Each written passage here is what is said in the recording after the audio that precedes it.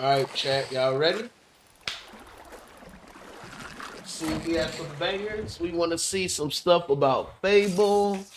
We want to see some stuff about Gears. Um, and maybe Perfect Dark. Perfect Dark, Fable, and Gears. That's what I want to see. Perfect Dark, Gable, and Perfect Dark, Fable, and Gears. Is that it? I think that's it. Let's get it cracking. Get it cracking. There we go. Reel them in. Yes, sir.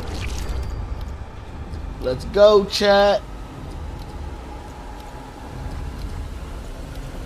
What y'all got for us today?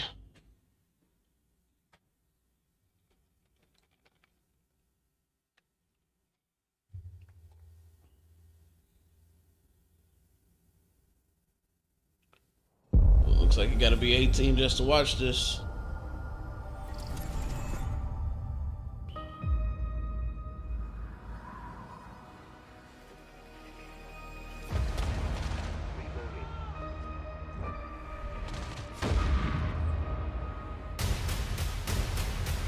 Do you think I'd care that the colony is in disarray?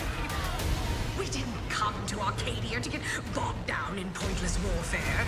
We came to spread freedom and liberate resources for profit. But this pesky Earth Directorate agent is mucking things up. They're not alone in This Outer Wilds, Outer Wilds, Outer Worlds. They can just choose how things play out. They could stop us from stealing the Protectorate's brainwashing technology, which we need to improve our market share. What if this stranger aligned with the Order and that world computer of theirs?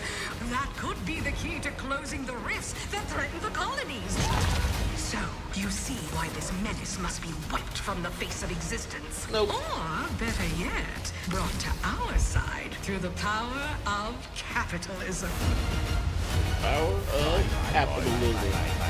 Now, let's get out there and buy our way to victory! That's it. I'm yearning and yearning for you. My Dang. heart and red and blue. Every last Nice bit and of my bright and wage, shiny. every last bit that I'm paid, Pink. every last bit that I save is intended for you. Was that the Death Star? Yeah, so it's the Outer Wilds, Outer Worlds, Outer Worlds. Although the cost may be high, one day I know you'll be mine. Someday perhaps I'll own two. For now I'll take one that's brand new. Cause I'm yearning and burning for you. For you. An adventure made for capitalism by capitalism. Inflate our impressions and egos by staying tuned after the showcase. Do we even want to watch that? Oh, Game Pass play day one? World premiere. Alright, let's see. What's wrong? I'm sorry. I've just been so depressed lately. You know, it would fix everything. Humanzapro.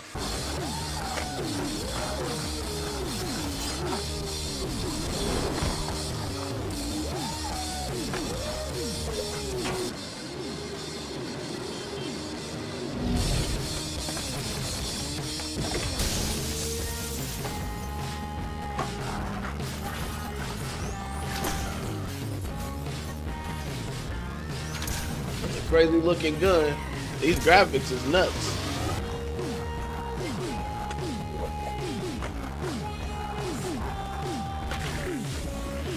What?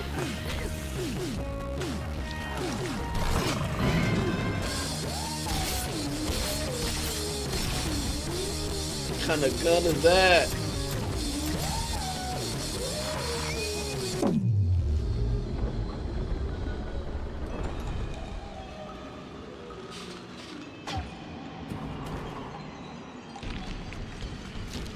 Yeah, humans are barely sentient. What just happened? Scientists have done studies, and their brains are like half the size of ours.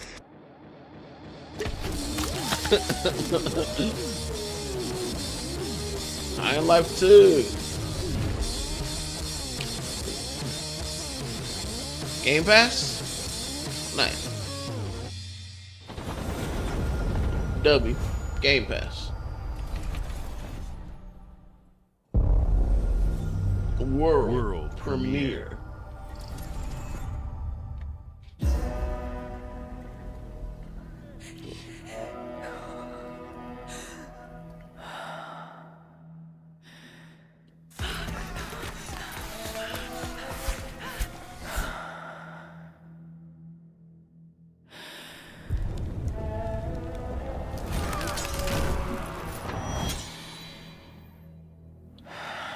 Okay.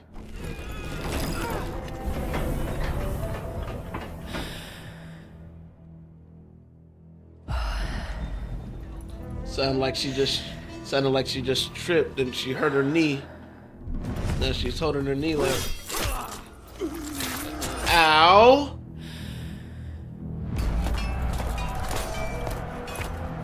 He aura farming.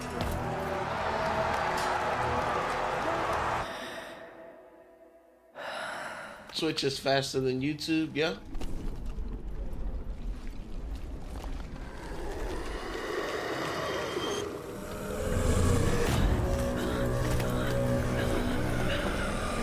Shit, the chair keeps going down. Run, girl!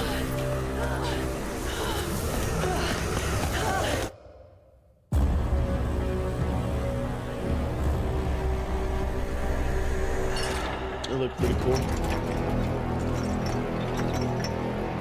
Oh, okay, another Plague Tale. Okay, so there's 3 of those. Cool. Game Pass, W.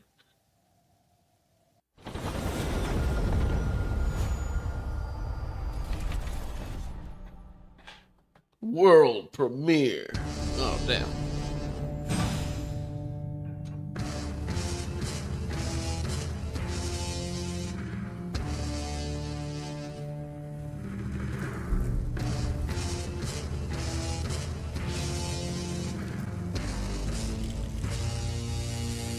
The new controller? Oh, handheld? Are they showing the handheld? Are they showing the handheld? Hey. Oh, shit. ROG.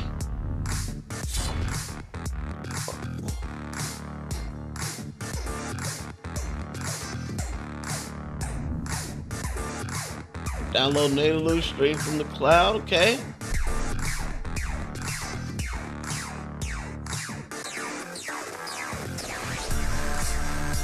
Cool. Cool. Freedom of Windows, okay. Power up Xbox. Looks Xbox inspired controls with impulse triggers. Driven by AMD, okay. Still AMD chips. This is an Xbox. A holiday this year. Cool. I don't know if I'll be able to afford no Xbox handheld, but you know your boy want one. We've led the industry with Xbox backward handheld? compatibility. Oh, We shit. championed crossplay and cross progression. We deliver Game Pass, Yep. first on console, then on PC, Yep. and with cloud gaming. Yep. So what's next? What's How next? can we give you even more freedom, more choice, more ways to play? Our next step is to unify your gaming no matter where you buy or play. So we're building an Xbox experience designed for players, not locked to a single store or tied to one device. The Xbox Ally is an Xbox you can hold in your hands, bringing together the power of Xbox and the freedom of Windows. On this Xbox, you can play games across your entire library, including all the Windows PC game stores, from Xbox and Battle.net to Steam, GOG, and Ubisoft Connect. And the highly anticipated Hollow Knight Silksong will be available at launch and in Game Pass when the Ally releases later this year. In fact, every new game you see in today's show will be playable on the Xbox Ally. Wow. We have always wanted you to have the unique experience of Xbox on any screen. That's So why Hollow we're Knight investing in Silksong? Xbox Play Anywhere. Whether you're playing on console, PC, smart TV, or any Windows handheld like the new Xbox Ally, the Xbox experience roams with you. Your library, progression, friends, and achievements. There are over 1,000 Xbox Play Anywhere Wow. games on Xbox today. And every new game you see in today's show, from our partners and our studios, is Xbox Play Anywhere. And because it's Xbox, you can always have access to Game Pass with a diverse lineup of games from the biggest franchises to critically acclaimed indie hits. This is the freedom we believe players should have. Any game, I believe it. anywhere. Anywhere. And we are giving it our all every day to make this I believe vision it. real. But it all comes back to the games. From Dead to Rights on the original Xbox to Armored Core 6, our relationship with Bandai Namco Entertainment has stood the test of time. We both believe in bringing amazing experiences to players around the world, and their next game does exactly that. From Rebel Wolves Studio, this is a story-rich action RPG steeped in dark fantasy that I can't wait for you to explore. The blood Thank of you, Dawnwalker. and enjoy the rest of the show. Thank you for Game Pass. That's about it.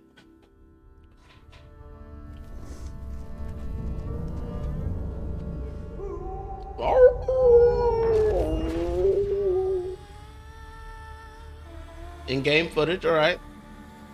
Doesn't look like it's a hard lock 60. Ooh. Damn. Monsters have always been here. Watching from the shadows. And when we were at our weakest, they came out into the light. We feared for our lives. But we should have feared for our souls Hey. instead. The vampires didn't come to kill us. No, they came to rule. To turn us into mindless, docile cattle. Not me, though. They tried to change me into one of them. Huh? Vampire Became something RPG? else instead. Cool. Their worst nightmare. Mobius. That's cool. Dawnwalker. Dawnwalker. Trapped between the two worlds. Fighting to even the score. Fighting to understand the evil behind it all. He is out there watching, seeping into you, growing.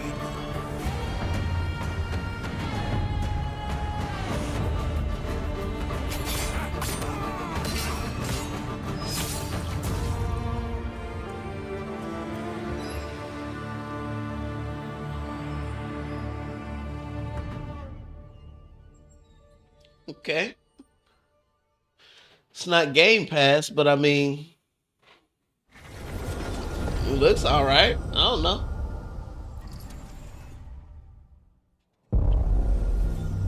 World premiere. It looked cool. I mean,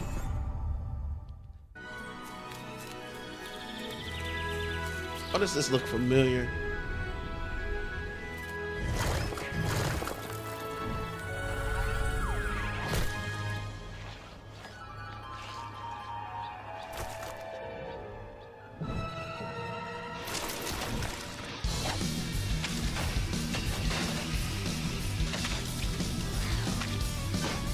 Shit.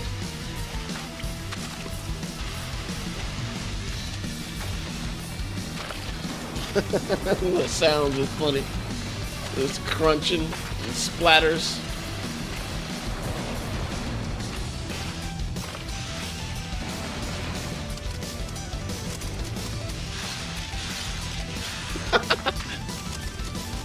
Oh shit. Oh man. Oh man. Dang. Damn. Damn. Super Meat Boy 3D! Looks funny.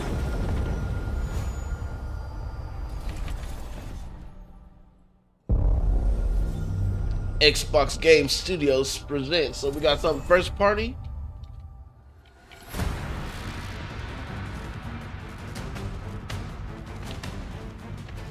Koei Tome, something like that. Team Ninja.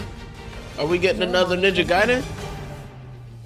Platinum Games. Dragon myself. It is another Ninja Gaiden. Oh man. So sick. Oh, so nasty. Its consequences.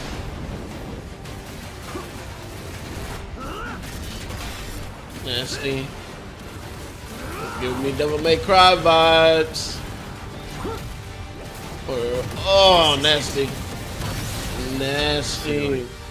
Hayabusa. There's something I need your help with. Nasty.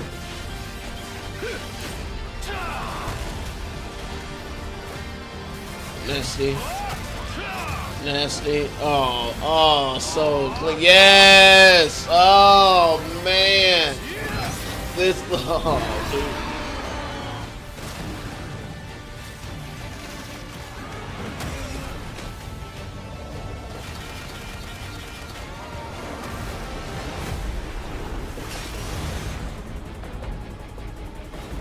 Looks super cool. The Dark Dragon is mine. So clean, man. Xbox Game Pass. I'm playing it. For sure. Bethesda, okay. We get anything on Elder Scrolls or Fallout? Indiana Jones got some DLC?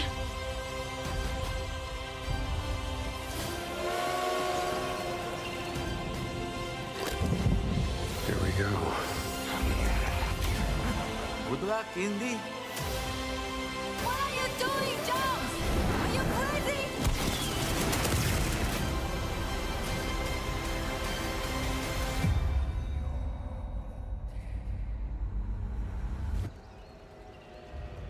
This is where it starts.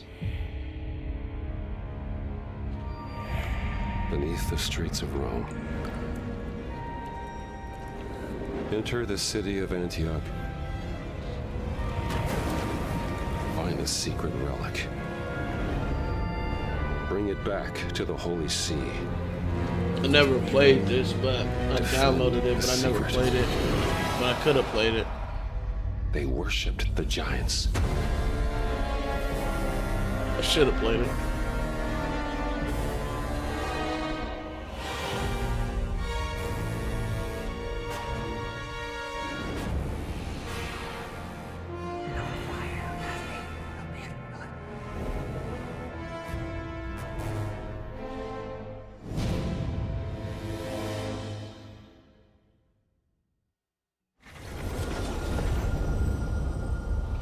I like how they put the little thumbnail right there, so you know the DLC isn't on Game Pass. World premiere.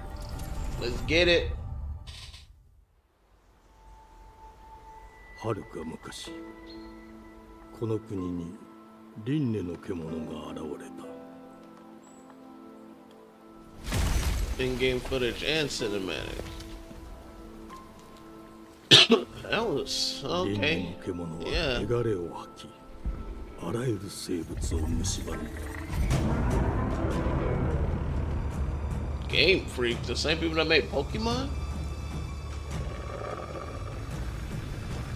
What is this frame rate?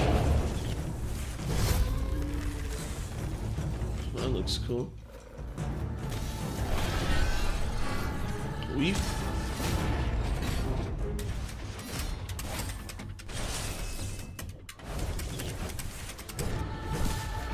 Nice.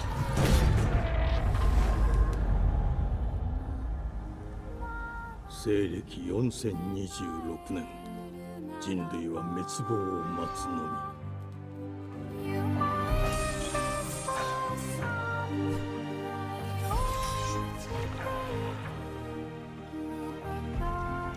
As Americans, we do love our samurai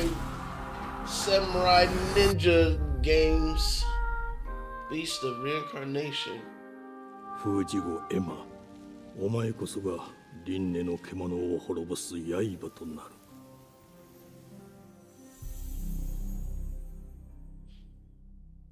Game Freak, alright. Something other than Pokemon. Let's see what they got. Boom.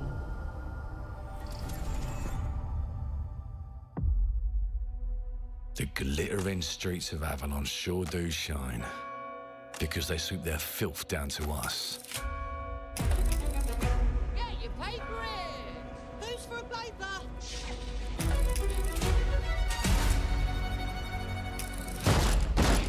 It was back in 1895 during the Tangle. Used to playing in the mud. Nice catch. Oh, we.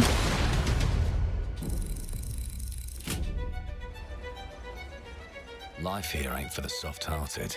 You will be paying me back until you fucking rust.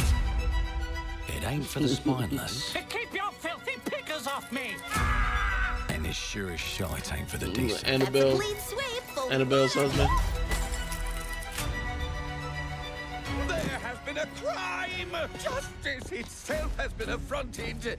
I have been burgled! Lord Griswick. Burgled! Yes, I got that part. Do you know anyone? The who robot might with the wish you mustache is dope.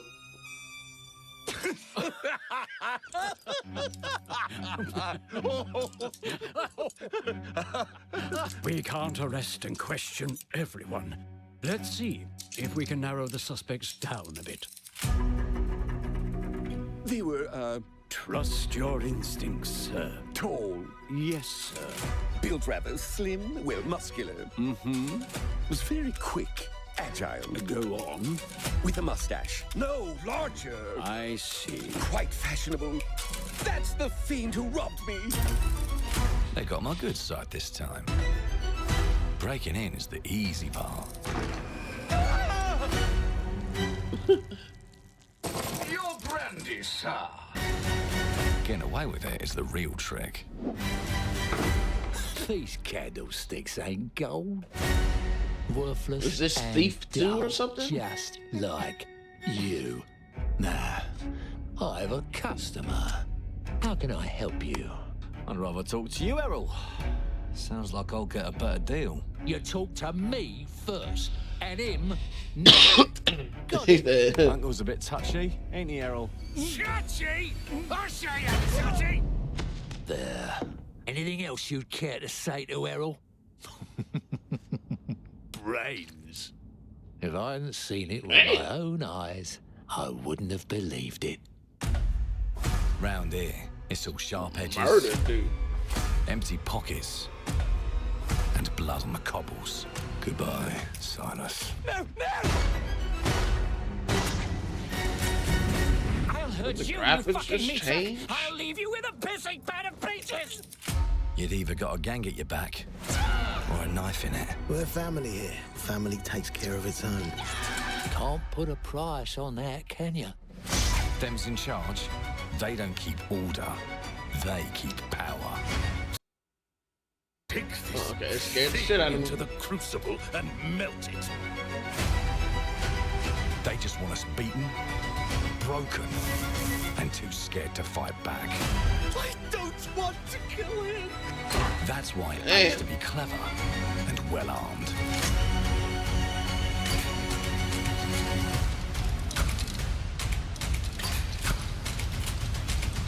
Let's go and end a few arguments.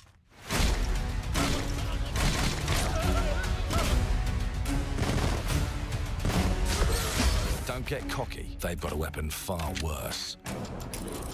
Time. And if If they can rewrite history, they can rewrite us. Interesting but look concept. who just found Mummy's keys. Nice, so you can stop them. Now I can fiddle with time. Right. Put the bullet back in the barrel. Bring the chaos to a crawl. Take a mistake and make it like it never happened. We can change the world as we know it. One choice at a time. And I can even go back and change the past to change the future. And let me tell ya, the hunters don't like it when the rabbits got the gun. Change the past.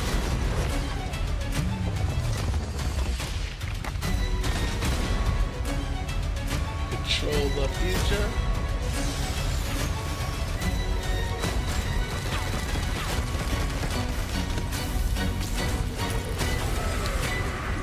Nasty. Avada Kedavra! Clockwork Revolution. Coming in now due let time. me alone and piss off.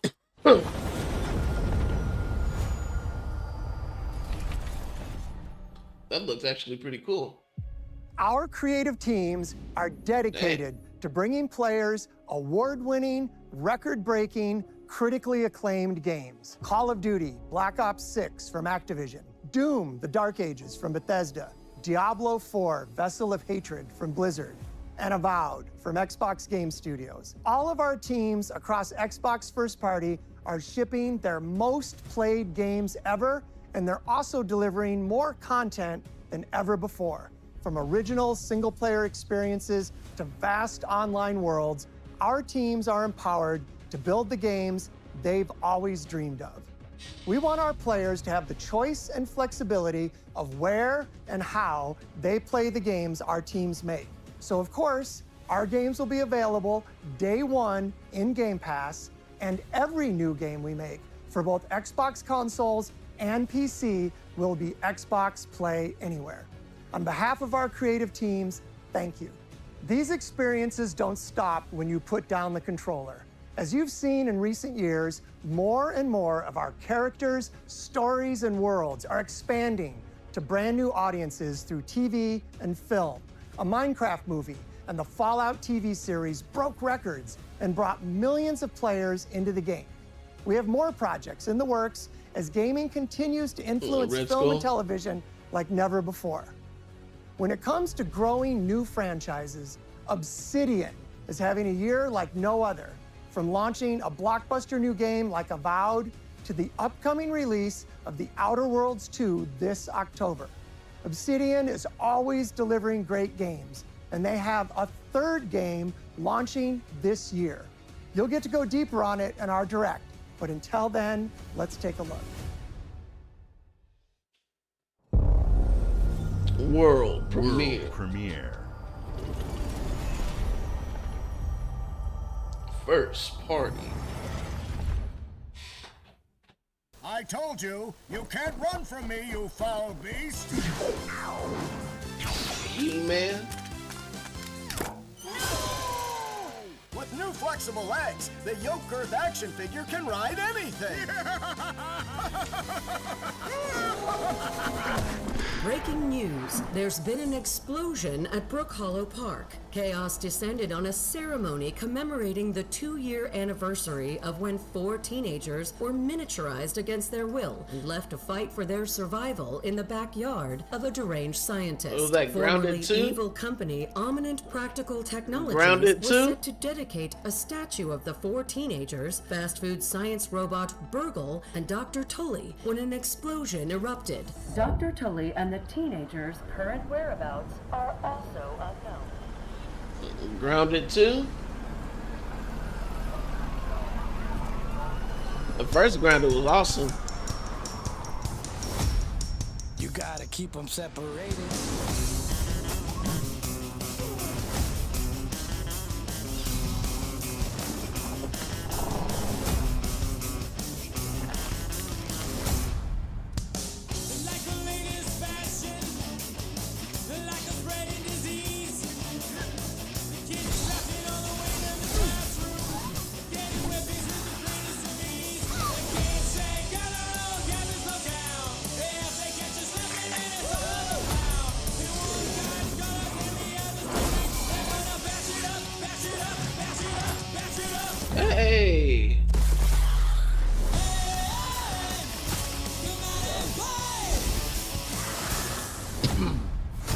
Grounded 2.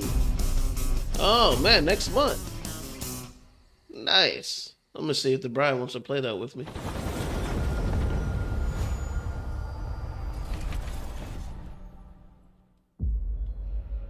The predecessor, ND3500, reached. Accessing predecessor's travel log. Attempting data salvage.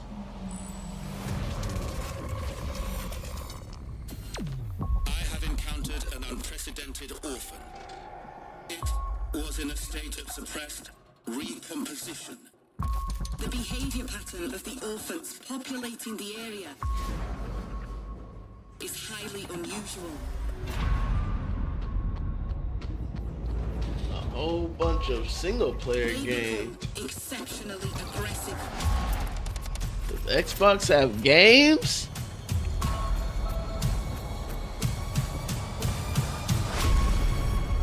It is highly recommended to proceed with caution.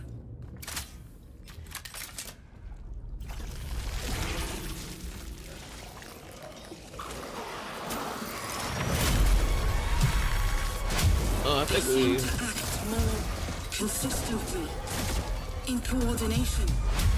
Destroying the nest is now a priority.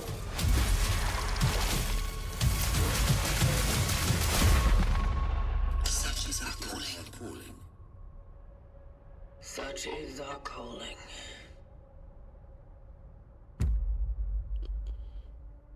coming fall. No Game Pass. Oh, it's on PS5 too. They show it on everything. Did y'all see that?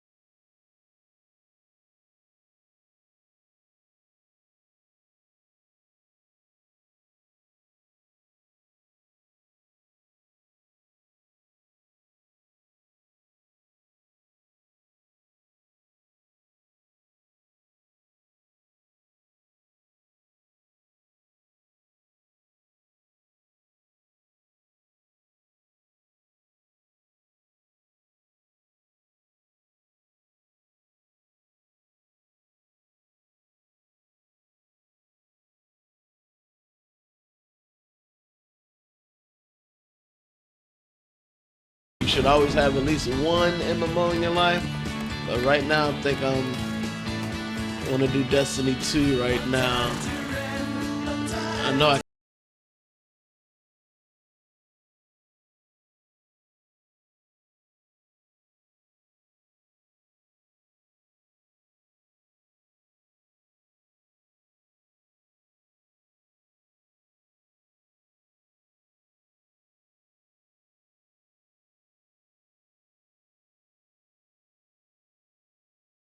PS4. Cool. World premiere.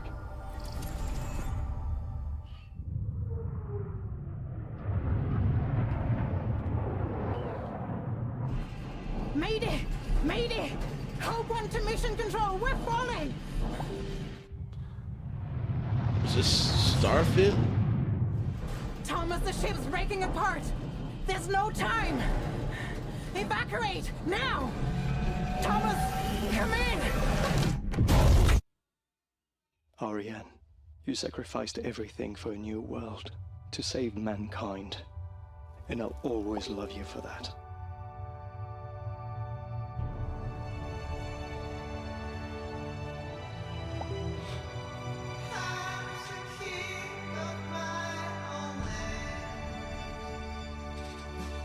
She survived that crash?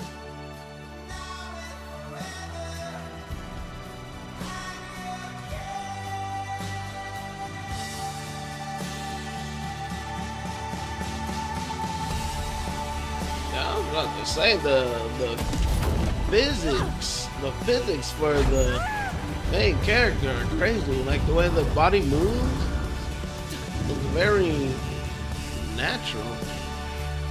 Look at that.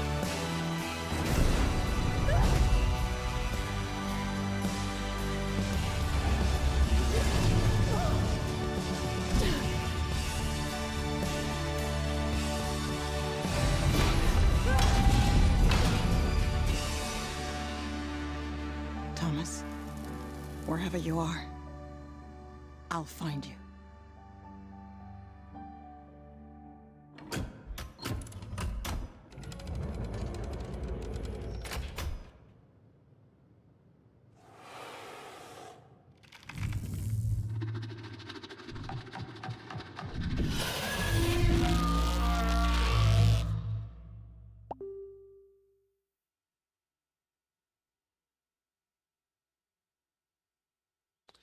Coming to PS5 also.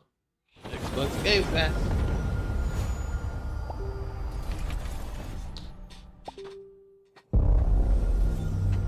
World premiere. World premiere. Welcome to England, Mr. David. Sorry. I know this must be a shock, having never met your real father, but he left you this hotel in his will. It's been in your family for generations, much like the caretaker. He's a little eccentric. You'll see. Let me welcome you to the Grand, a hotel famous across the land. Hey.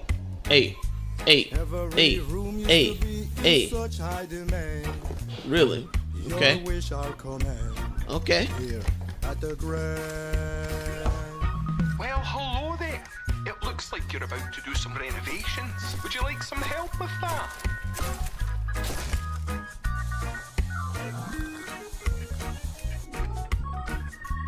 So, my father was renovating the hotel when he disappeared? Not just the hotel. He was helping the entire village. You have his power tools. You know, you could pick up where he left off. You seem like a good man, like he was. I'm in. They don't suspect a thing. Just make sure the locals don't get wind of what you're really up to. Because if they find out, they will wicker man your ass. You keep looking into things, and things are gonna start looking back.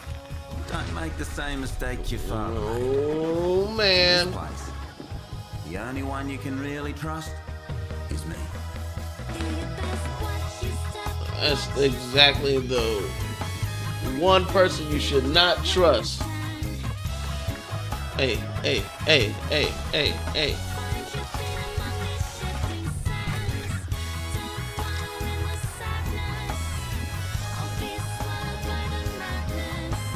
Building the soundtrack. There are no ghosts at the Grand.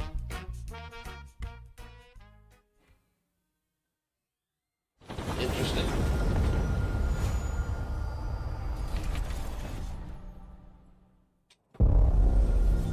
Xbox Game Studios. All right, I think we got a few more trailers, then it's over. There are as many gods in the world as there are stars in the heavens. And when we need their help, they send us a hero. Who would have guessed the defender of my homeland could be my daughter? She unlocked the heavenly spear, but is she worthy?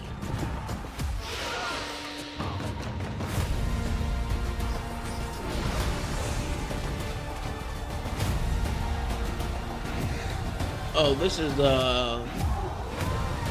Age of Mythology? Yeah.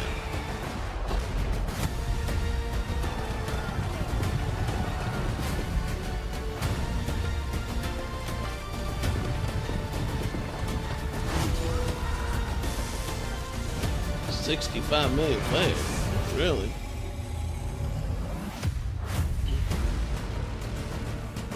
You can't rule if the heavenly spear is mine.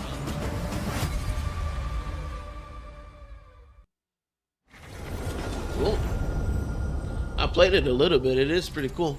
Didn't give it a lot of time, but Game Pass, you know, I tried it out. One of those 60 million. What is this?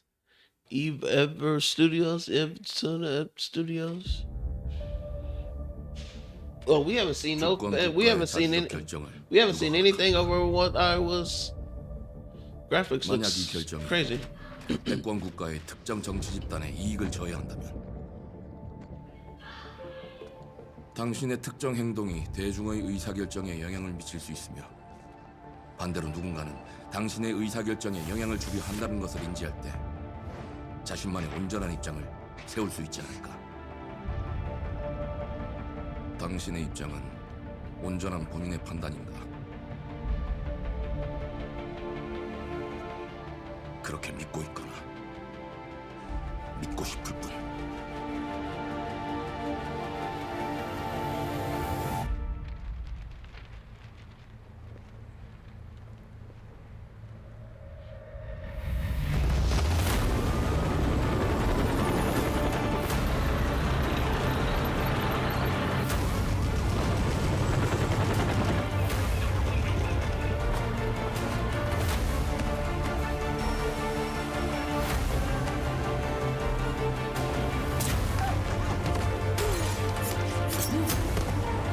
Giving me Splinter Cell vibes. 당신은 무엇 때문에 분노하는가?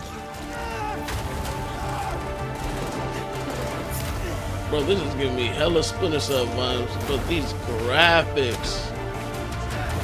당신의 분노는 스스로 결정한 것인가?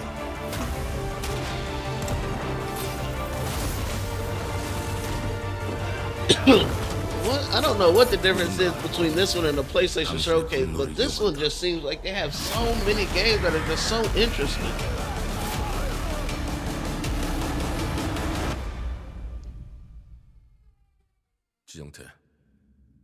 지정태. Is this another Splinter Cell? What is this? Oh, that's not Modong 2 Hearts. It's not Game Pass, but it does look hella cool.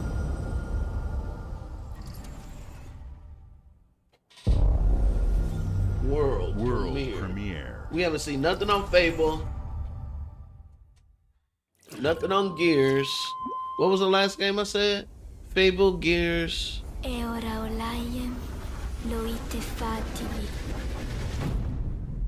Damn, what was the third game? I was repeating it so much at the beginning of the video. Oh, Perfect Dark. Fable, Gears, and Perfect Dark. I want to see something on those three. Anything. Had opened up a window to the stars. My heart could not close.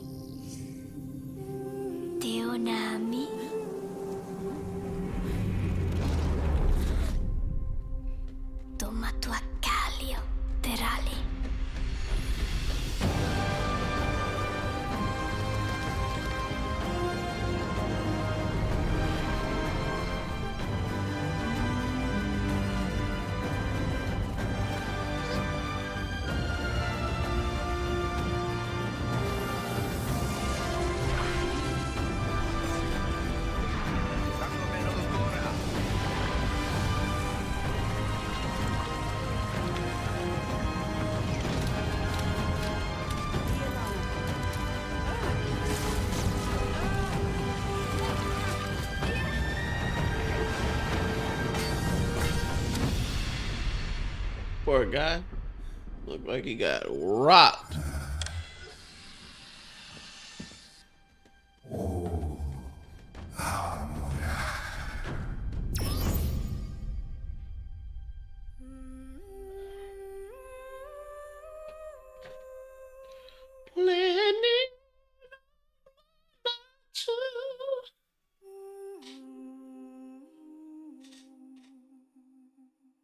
Coming 2026.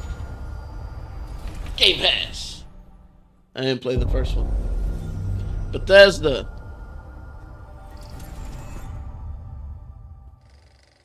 Fallout. Oh, so this is what we was watching in the beginning with them fish and shit? Hello there. Hello. beautiful day to relax by the old fishing hole, wouldn't you say? When it comes to fishing, Appalachia is a land aswim with opportunity. Why is the water that color? Yes, you'll find fish of all flavors in every walk of waterway, from its mightiest of rivers to its humblest of ponds. Just step up to the bank, cast your line, and when your bobber starts bobbing, reel in the rewards. What do you got on there, Jed? Worms. And how are they biting today? See for yourself. What the fuck is that? Bagging the big fish starts with finding the right tools for the job. There are as many unique combinations of rods, reels, bobbers, and baits as there are fish in the sea. And when you've caught your fill, pop over to the local tackle shop to swap fish tails. That fish Can you had smell that? oils on it. No matter what troubles plague the future wastelands of Appalachia, you can always find comfort in cozy little joys like this. Bro, who cooks fish like You that? just gotta know where to look. Vault Life is your ticket to easy living. Design and build your own little slice of paradise. A place to show off all the bits and bobs you collect in your travels. Got a green thumb? Plant your own peaceful vegetable garden. And nothing warms the heart like a neighborhood cookout. Community makes a wasteland a waste home. Join today, and tomorrow you'll be kicking back and sharing a meal with friends in beautiful Appalachia.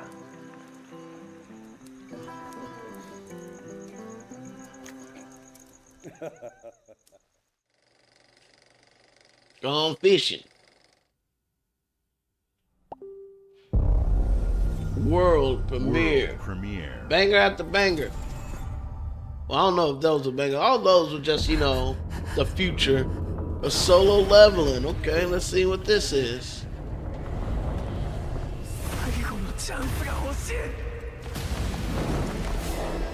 Overdrive.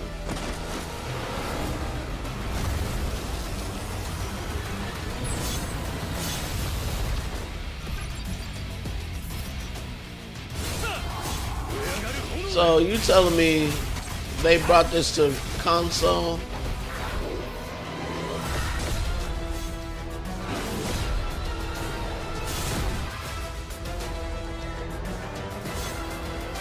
Four player co-op. You can do that on the phone? I'm pretty sure you can. Only way I'll play this is if you can carry over your account from my phone to the...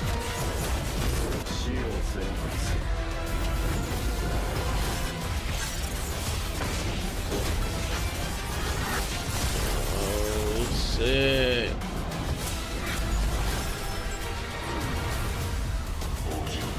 Okie doke.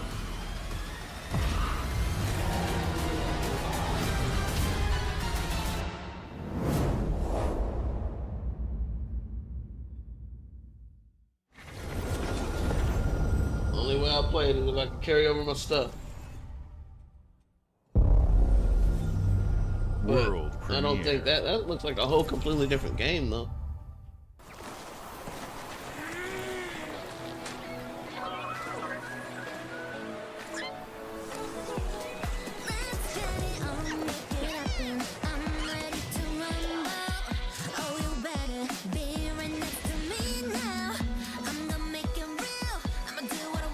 Okay, so what is this? Power World 2? What is this?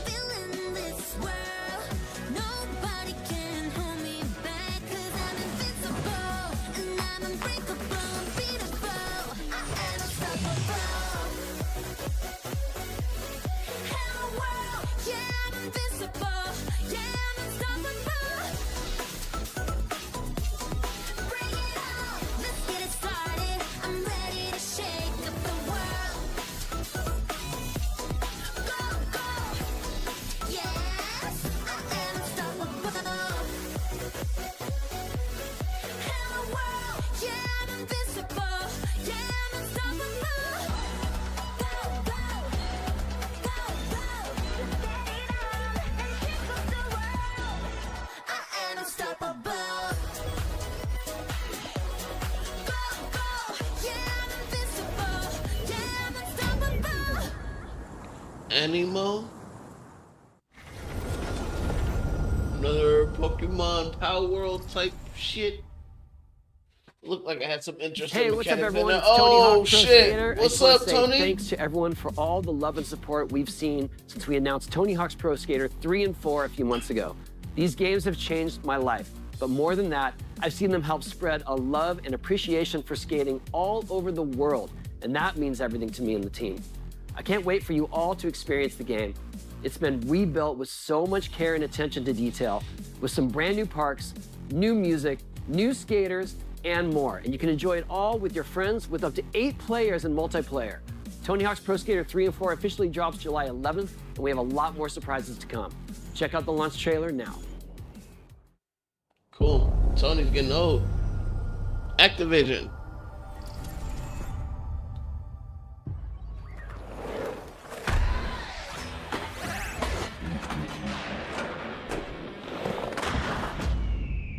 Tony.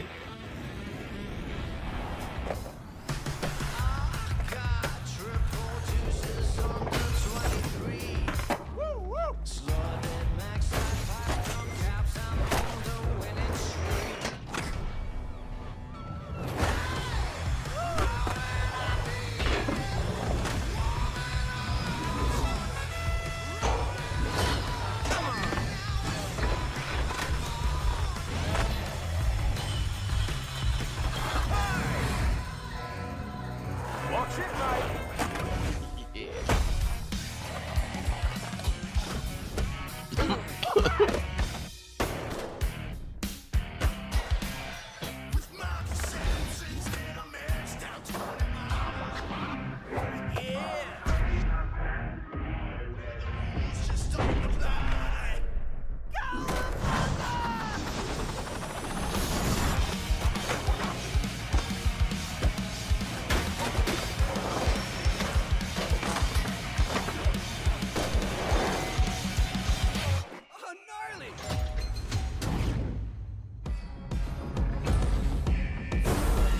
And fucking, that's funny.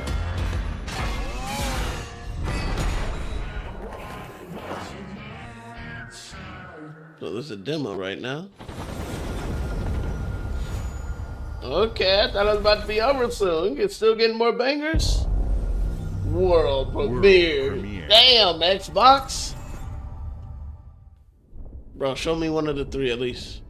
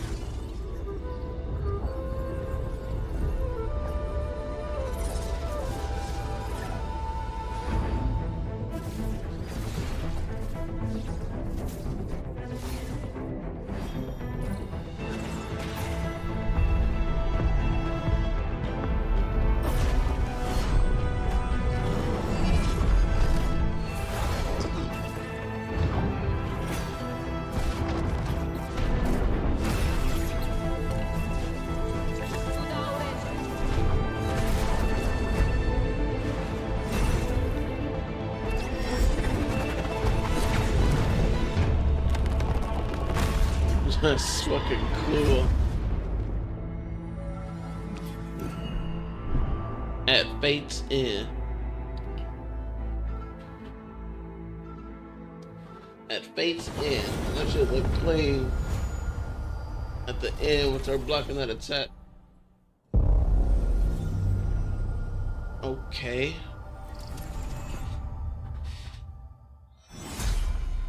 Finally, some gear stuff. Quiet! Shut up!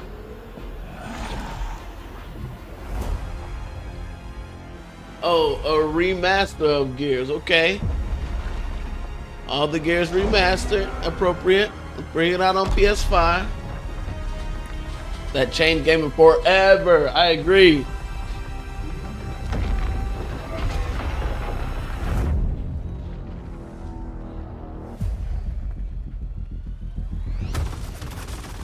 Look who decided to show up.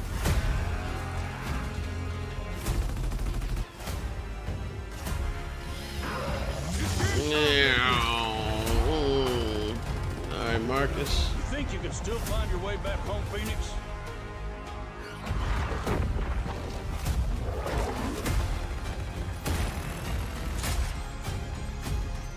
Looks like they upgraded. Who knows you, baby? Coltrane. Let's do this. This is awesome, man. This is gonna be awesome. This is awesome. They put all of them together. Form up! Woo!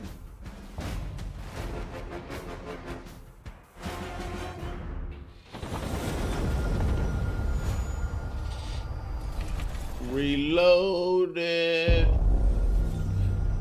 So we got some gear stuff. I got a little bit. I got 30% of what I was asking for plus more. So I can't get mad. It's better than nothing.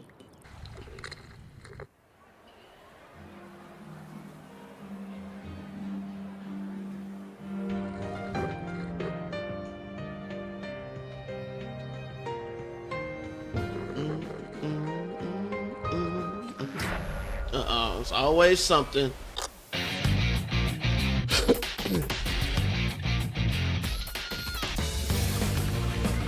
Okay. Persona Revival, okay.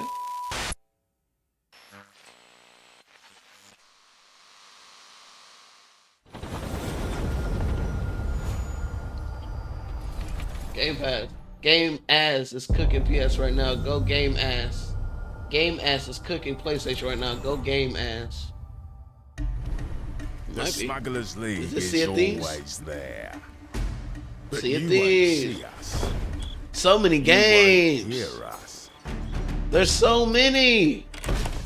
And the only way you'd ever know it Thanks for the guns. is if that's what we The want. Smugglers League.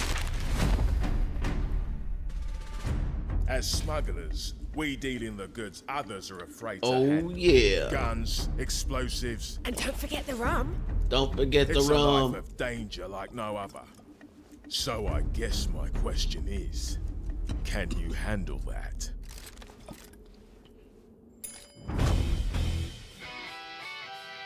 Getting your hands on gold is one thing, but you should know that this is what we're really after. The bigger the boom, the better. Smugglers need to be adaptable. It's more than moving under moonlight and shadows. You should be ready to take advantage of others' misfortune. Stealing, of course, is always an option. Just do whatever it takes to get the job Reeling it done. in. Game Pass is the best choice. Game Pass is the best choice Microsoft has ever made, especially being at the forefront of it. They just got to make it sustainable, and it'll be great. It'll be nice.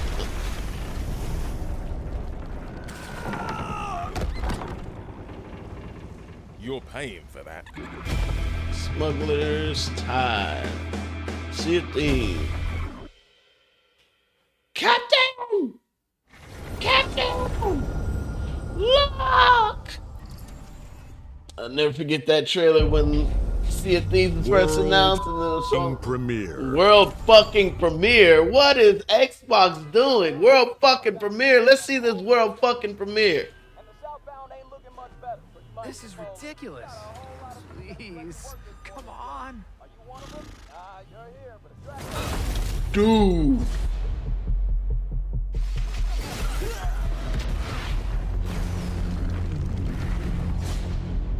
Dude. Oh, Invincible? Not even close. I never even watched the show or whatever this is. He dead. Oh yeah, that dude dead. We rock him. Get up, boy. What is this show I've seen? Oh my god. Damn. Woo. Dude. Oh my god. Holy shit. I hoped you'd understand why I had to do this. Accept our rule or die.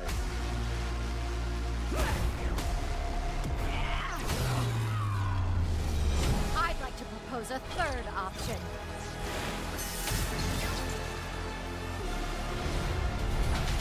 I'm not your son anymore. I'm the guy who's going to throw you off this planet for good. I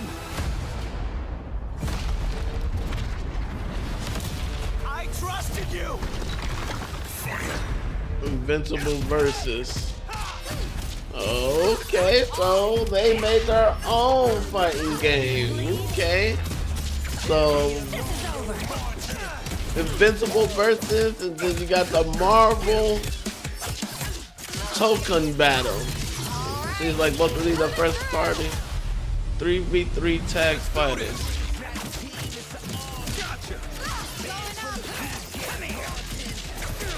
Need a hand? Might want to look up. See how you like this? It's an army. I am ending you. I see it all now.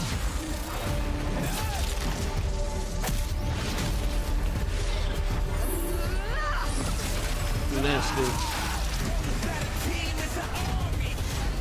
Marvel vs. Capcom type game. Yeah. Okay. That looked pretty cool, pretty gory. World fucking premiere. The wait is almost over. Square Enix. Oh, is this Final Fantasy? Final Fantasy VII Remake and Rebirth on Xbox. Finally. I don't know why it took so long. I already beat this one though. I remember that. I remember that. I remember all that. Yeah. What? Remake. Nice. So they get Final Fantasy. Oh, and the other one? Oh, and I played this one. This one's beast. Oh, I played this one. They need, if they put this on Game Pass, you need to play this, dude. If they put this on Game Pass, Gun, you need to play this. This game was fucking awesome, man. Especially, so good. So good.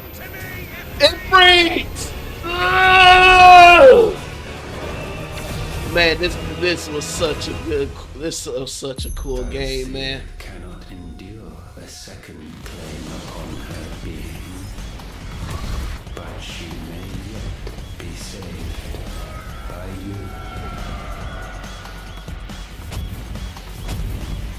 What?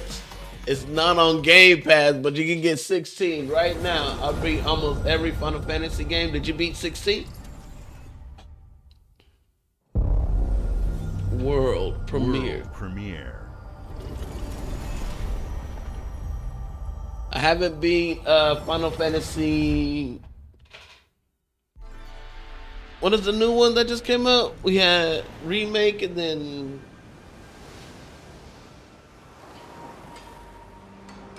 Anyway, I got it.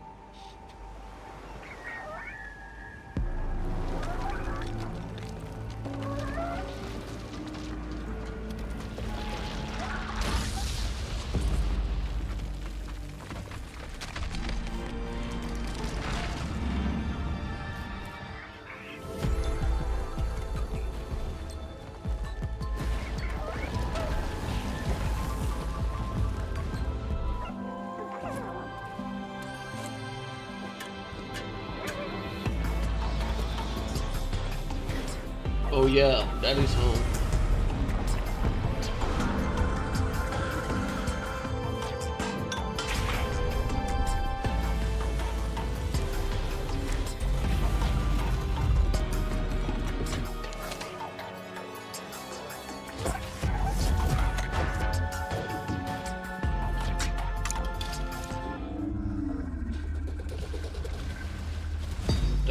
this game is for and what this game is about. But somebody out there might think that this game is incredible, so more power to them. I beat 1, 2, 3, 4, 5, 6, 7, 8, 9, 10, 11, 12, 13, 15. Oh, so 14 is online, so I see that. 15, I didn't beat 15. 15 is the one with that dude, Nick or something. And 16 Games is, like Psychonauts 2 showed how Double like Fine he's losing excels weight. at creating unique and innovative experiences, and Keeper What's up, is no Bill? exception. Looking ahead, next year marks 25 years of Xbox. It's a big milestone for the platform and franchises that you helped build. What and if they make show popular. something about Halo? We couldn't have Are they done gonna this show something without about Halo? everyone who's been with us on this journey. As we think about bringing a new generation of players to these iconic franchises, I'm excited to share that players will get to celebrate 25 years of Xbox with a new Fable, the next Forza, Gears of War E-Day, and the return of a classic that's been with us since the beginning. Today, you've seen an incredible range of games I from mean, they creators mentioned across the globe. games that I want to see. Creators Can we like see In Exile, instead of reaching talking for about it? new heights with Clockwork Revolution. So, they're making probably Team all the Liquid's they're modern talking classic probably talking platformer about all those into games come out 3D. next year. Square Enix. That'd be bringing crazy. more of the critically acclaimed Final Fantasy franchise to our players. And Team Ninja returning to the beloved series they debuted on Xbox. You've also seen the next Xbox hardware release, our Xbox Ally handheld, which lets you bring your Xbox experience and your library with you anywhere. I hope you enjoyed the breadth and depth of the games, updates, and experiences Not that bad, are coming not to Xbox bad, not from our bad. partners and our own creative teams. We're seeing more players on our platform and in our games than ever, thanks to all of you. We're proud of the creativity that Obsidian is delivering this year.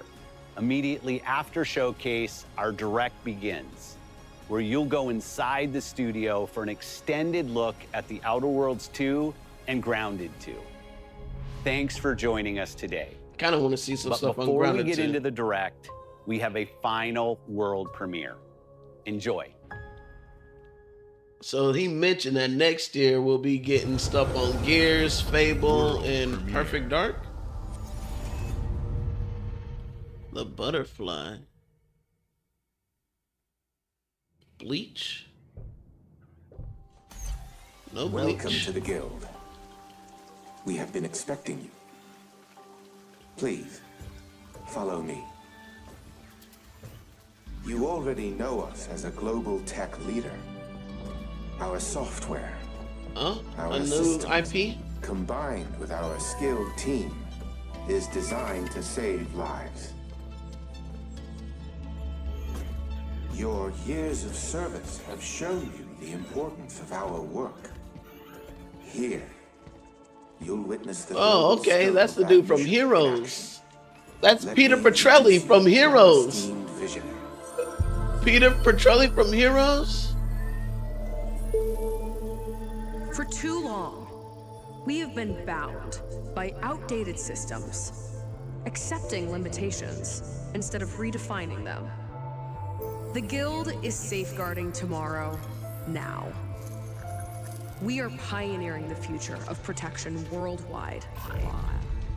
Our advancements are designed to elevate everyday life, reshaping the future of technology on a global scale. I'm Emma Kagan, CEO of the Guild.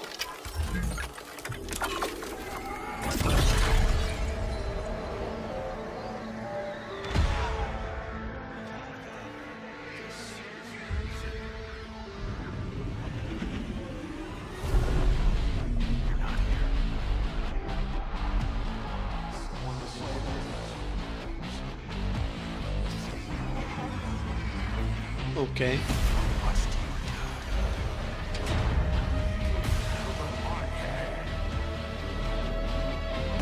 Soundtrack.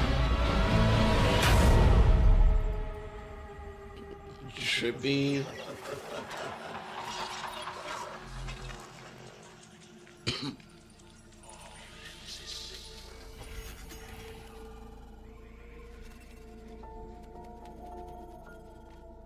Fear is a powerful thing. David Mason. Menendez.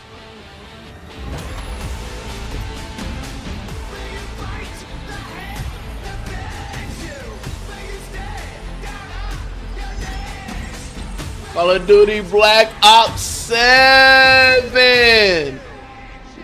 Wow.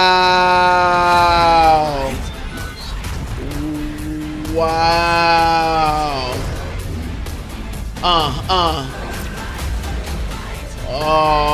Okay, zombies. Oh, man. And on Game Bad. Wow. Wow.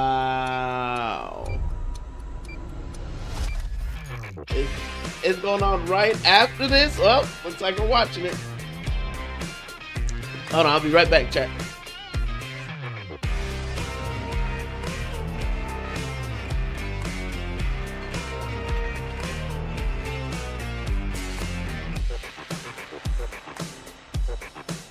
Welcome to Obsidian Entertainment. We here at the studio have joked around that this has been the year of Obsidian, with Avowed releasing early this year and now ending the year with 2 more games. And what better way to cap this incredible year for us than by doing what our studio does best, sequels. That's where I come in. You can get out of here, Fergus. Thank you so much. No, you're doing great. You nailed it. The sequel is the lifeblood of every great franchise. Think about it. The original creates the world and builds fandom, but the sequel, that's what makes it worth remembering. No sequel, no hoverboard. No sequel, no dual SMGs. No sequel, no Raccoon Tail. No sequel, no Zune 2. Which doesn't really exist, but I wish it had. Okay. There was a Zune 2. There was a Zune 2? I'm Mark, the head of sequels here at Obsidian, and I have sequelized everything. Blockbuster movies to AAA video games to my first marriage, so trust me, I know what I'm doing. Come along on this journey with me. Part 2.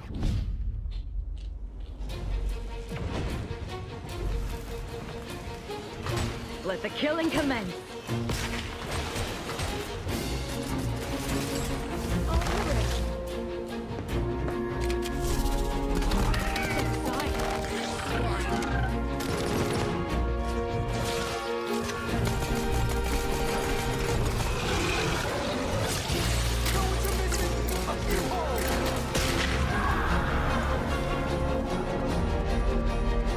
The Outer Worlds 2 is a sequel to The Outer Worlds 1.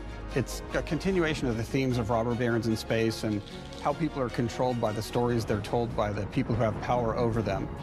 This time we're able to go a lot deeper because we have more time and money, which is a great thing, and we're able to make it a much more true Obsidian reactive RPG than we were the first time around. So we're going deeper and more complex with everything for this sequel. Deeper story, lore, RPG interactions, reactivity, all the things we've been known for as a company. It's really a complete realization of everything people want from an Obsidian game. Surprisingly, this is the first time in over 25 years that I've had the chance to do a full sequel for a world that I helped co-create.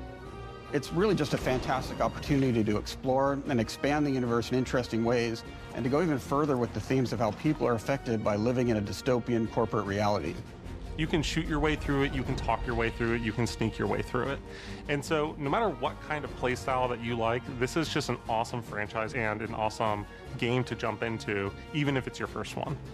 The first Outer Worlds was a great base to start from. It has all the elements of a great Obsidian RPG. Interesting characters, deep worlds, important choices.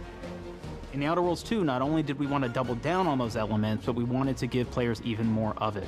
We've also put a lot of investment into skills and traits that impact things like combat, conversations, and areas that we call RPG interactions, which are the part of the world where players can use their specific skills, perks, and backgrounds to solve problems in unique ways in our new, bigger worlds.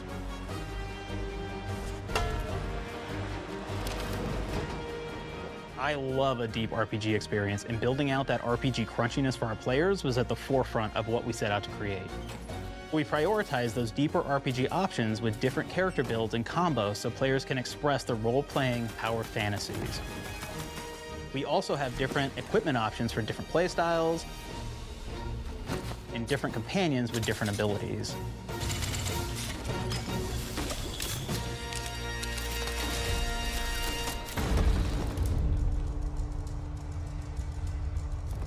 In the first Outer Worlds, you start off as the Stranger, which was basically a blank slate to build on top of with various attribute points that would begin to define your personal experience in the game. You can make any kind of character you want, but we've given you a role. That role is an Earth Directorate agent. You can think of them as kind of like space cowboys or space sky marshals. They're the good guys that go into places and kind of fix everything that's wrong. You're gonna be one of those. But we don't tell you why you joined the Earth Directorate. There could have been a lot of different reasons, right? It could have been because you're an actual lawbringer and you want to go in there and spread law throughout the galaxy. It could be that you're a roustabout and you just had nothing better to do. After you pick your background, one of the really important choices you have next is choosing your traits. While we had attributes in the first Outer Worlds, we've leaned into traits for the Outer Worlds too, which are these big changes to your character depending on which ones you pick. So it could be something like Brilliant, where you can tag extra skills and you start getting extra skill points. And that's obviously really great if that's how you want to build your character. You can also go and do something like Lucky, where you get extra critical chance, and you also get a lot of really cool options throughout the game as well. Of course, we brought back Dumb, so players love the Dumb option. Tell me, do you believe in signs?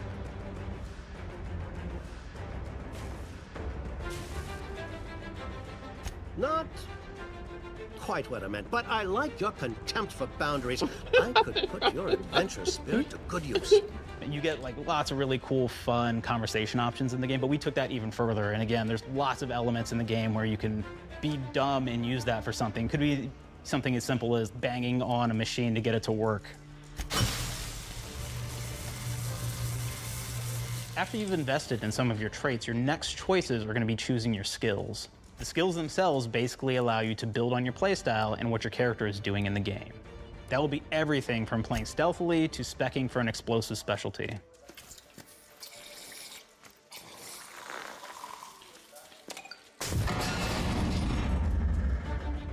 Throughout your entire journey, your character continues to change with the different choices you make.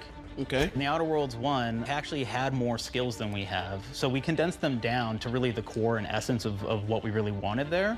But we made each point that you put into a skill much more impactful. So instead of getting small percentage changes, we actually did much larger changes per point that you put into each skill. And again, all these things, because of how they're checked inside the world itself, can matter quite a bit. You know, just even having one additional skill point in something can open up a lot more options in the world itself. If anybody's played Fallout New Vegas, they'll be very familiar with like the perk system. We basically borrowed that, but went even grander. We actually have more perks than Fallout New Vegas did. But here's the cool thing, right? We check and use perks for literally everything, right? So you can do everything from, hey, I want to make a stealthy build that steals stuff and is really good at that.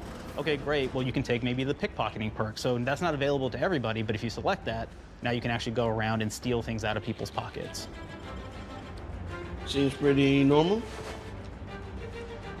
There's another perk called Heavy-Handed, right? Where say you're a melee person, what this does is now your power attacks that you use actually knock people down. Oh man, I really like the serial killer perk. As you start killing people, they will drop hearts. And you can take those hearts, and essentially you're taking these trophies, you could say, and it's actually giving you a permanent health bonus every time you do it. We have this perk called Assassin. Now, this is an early game perk that you can take, which every time you stealth attack an enemy, you're actually going to get a movement bonus for a certain amount of time.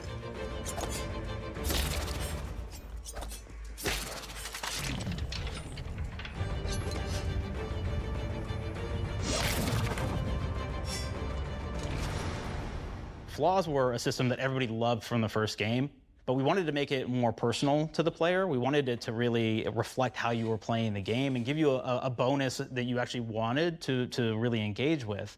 With the flaw system returning, we knew we needed to go bigger, better, and more real than ever before. Super transparent. We turned to the team. I Gives told you a them, snippet of no bad ideas. what Give me All what you you can got. expect from the game. Okay, we need more flaws. We need them to be real. I want to put them in the game, so give me something. Inspiration. What's wrong with you? Seems like each trailer is going towards a bad target knees. audience. You got bad knees? They hurt when you walk a lot? Yes. When you walk too much, they hurt? No cartilage. Sounds boring. Makes you sound like a boring person, but it's in the game. I know it. It's a good flaw. What about you? I like to take small things sometimes. So you're stealing. No, I'm taking. When do you give them back? I don't. Claire? They're stealing. Yeah, you shouldn't be stealing. What are you doing? You shouldn't be stealing, Claire. Tiny crimes. Tiny crimes? Do you hear the second part, though? It's a crime. Well, You're stealing. Claire, that's wrong. You can't steal things, okay? But it's an amazing flaw, and I'm putting it in the game. But you're a bad person. And are you the one that took my stapler? do you need it? Yeah. Give it back. Okay. Please. You, what do we got? Flaw. I'll be heated if I she like to took stare my at the stapler sun. and I just found How out. long did you stare at the sun? Just lunch break. An hour? Oh, I only get 30. You guys get an hour? I get an hour. An hour. Oh. Makes me feel energized. How many fingers am I holding up? 3? No. Damn. Anything else? We'll put it in the game. We'll put it in the game because I feel bad for you. Anything else? One of my favorite flaws is something called bad knees. It will actually give you the option to take this flaw that'll make it so that you move faster throughout the game. But the problem is, anytime you stand up, your knees are going to make a loud popping noise that makes it so that, well, everyone around you is going to hear you. There's one called Kleptomaniac. This is really interesting because what it does 36 is when you and steal something, 38-year-olds you can make actually sell this it for game. more bits than normal, and like that sounds really great. The drawback is sometimes when you're looking at things in the world that are owned by somebody else, you'll automatically steal them. So you have to be very careful about how you use them. One of our more wacky perks is the Sun Gazer flaw, and it just gives everyone Oh cataracts man, he while got playing the that game. So everything Get becomes Out like run. He run light that shit like shafts the and dude from Get Out. blooms and hazes, and makes the game pretty unplayable if you happen to choose that perk. If you happen to be the type of player that habitually reloads your weapons like I do, well, you'll be offered the flaw of over-prepared. Now, you'll get larger magazine sizes on all of your weapons, but if you ever fully empty your magazine, you're gonna take a debuff for a while. While we support options like being a gunslinger who wants to key into destructive weapons, or a rogue who wants to alpha strike their enemies before they know what hit them, we also allow for a lot of fun and experimental builds. You can be a mad scientist who utilizes gadgets and wacky science weapons and armors. Or even a psychopath who gains permanent bonuses to health by murdering their friends.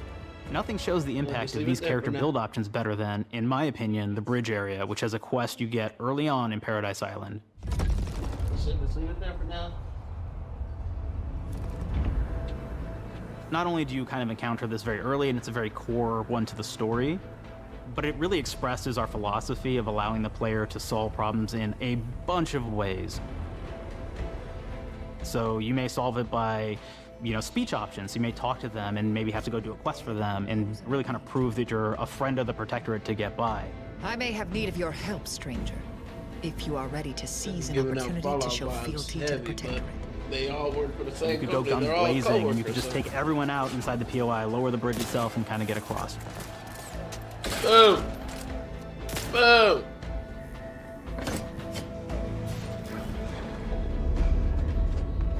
You could sneak in, lower the bridge, and then actually sneak in under the bridge to get over to the other side.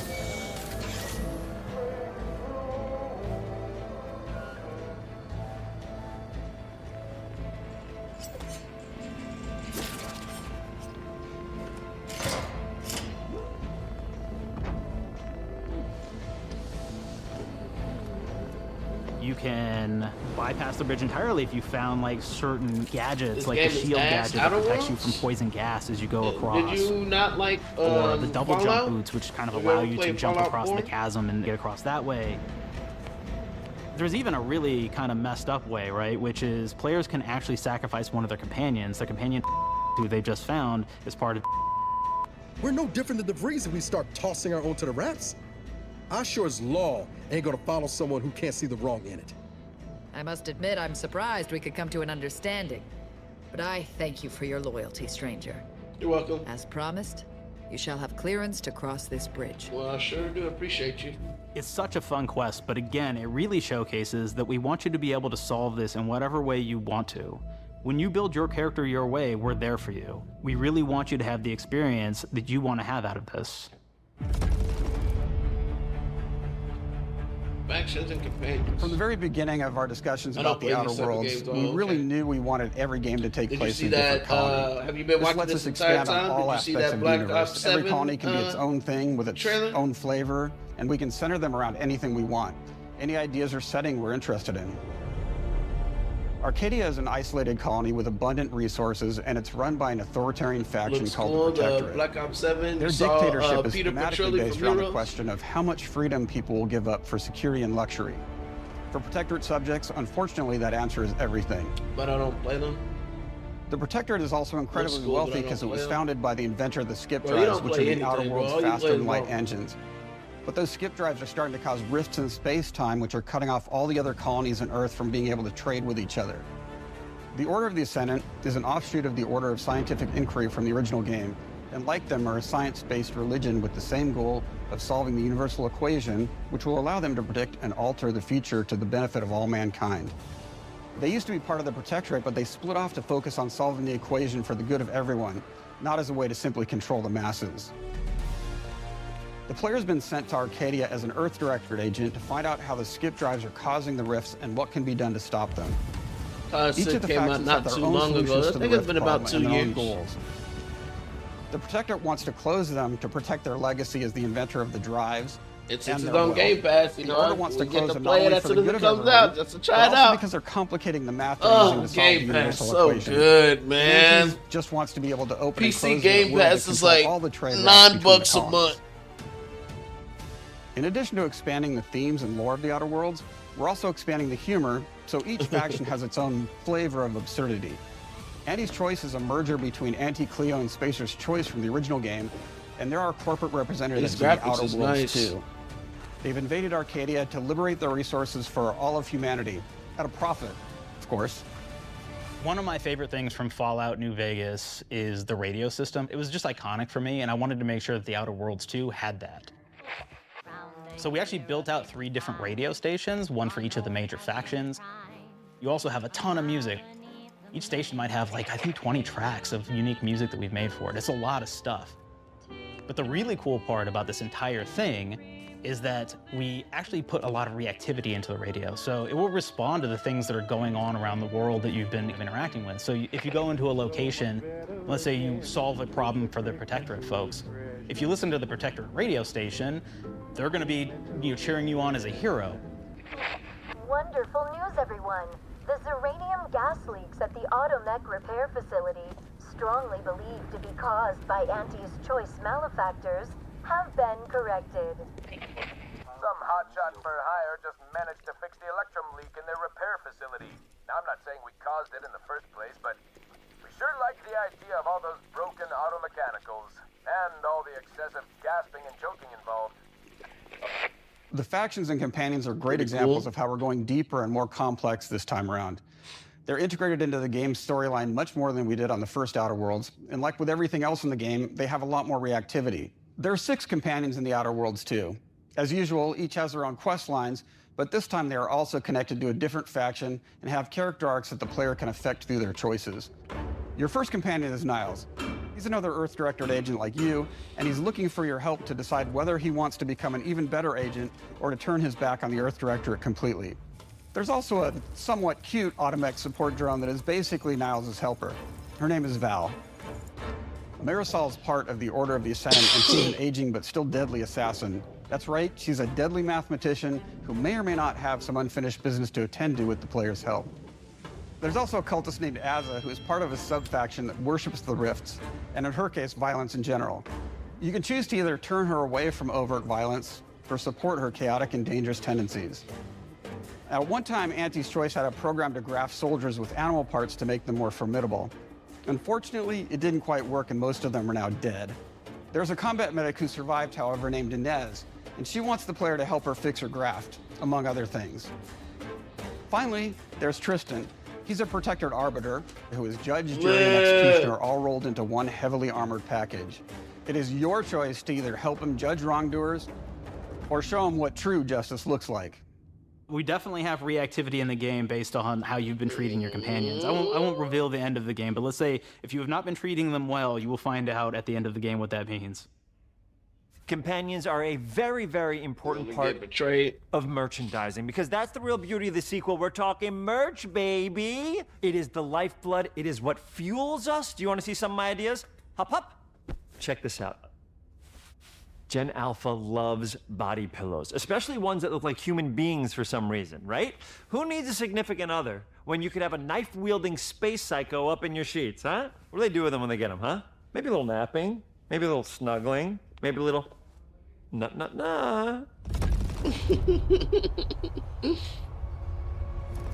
visuals of the first Outer Worlds depicted a frontier colony in space. The Outer Worlds 2 is driven by an invasion of the Arcadia colony system by Auntie's Choice, which shifts the visuals to be more reminiscent of a World War I-like setting in space. That evolution is seen across all aspects of the game, starting with the factions.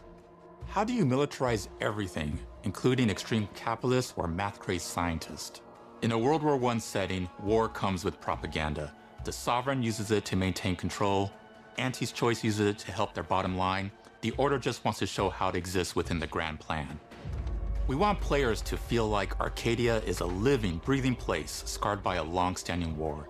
Fairfield, one of the first towns you encounter, was once under Protectorate control, but has recently been taken over by Auntie's Choice. They don't just occupy the town, they rebrand it with their signature style, repainting buildings, posting guards, and adding propaganda-based holograms featuring Auntie and the Moon Man. Showing the towns evolving after the invasion helps us push immersion for our players. One of our priorities in visually realizing the world of the Outer Worlds 2 was making sure everything is clear and recognizable from the player standpoint. We want to make sure each faction has a particular look and design. So when the player is running across these vast, different environments and landscapes, they're recognizing the motifs and visuals of who they're talking to, what they're going to be talking about, and how that progresses throughout the story. The first Outer Worlds was really about the player interfacing with corporations. And while we have that in the Outer Worlds 2, we really want to express not just the corporations, but how the player interacts with other facets of the world, like government entities or religious structures. And then we elaborate on those. With larger environments, we wanted to encourage exploration by improving player mobility across the board. Now you can run, slide, double jump, mantle, and parkour your way through all of the nooks and crannies of these worlds. It really allows the player to just explore and have fun finding really cool stuff. All right, weapons and gunplay, that's what I'm talking about. We aim to make everything in the Outer Worlds 2 better from top to bottom. The RPG elements were the start, but that's touched our story, our art, and especially our gameplay. A good sequel is true to the original. That's first and foremost, right? Like, we all want to add in a bunch of things as you're making a sequel, right? We want to make it bigger and better in every way. That's what we were trying to do here. And I thought, we did not need this consultant. We've made enough sequels. We understand how to do this. And I will say, I don't think it's been entirely successful. I am very proud of the combat improvements we have made in the Outer Worlds 2, thanks to my patented combat system. You may be thinking to yourself, it can't be that good? Shush, what are you even talking about? You haven't seen it yet. Watch this.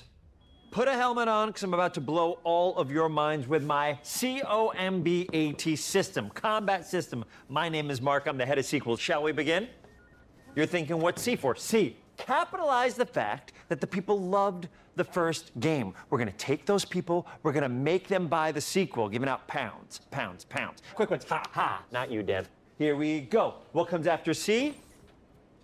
O, optimize for player satisfaction. I am terrified of online gamers, okay? I wanna make them happy, so let's, okay?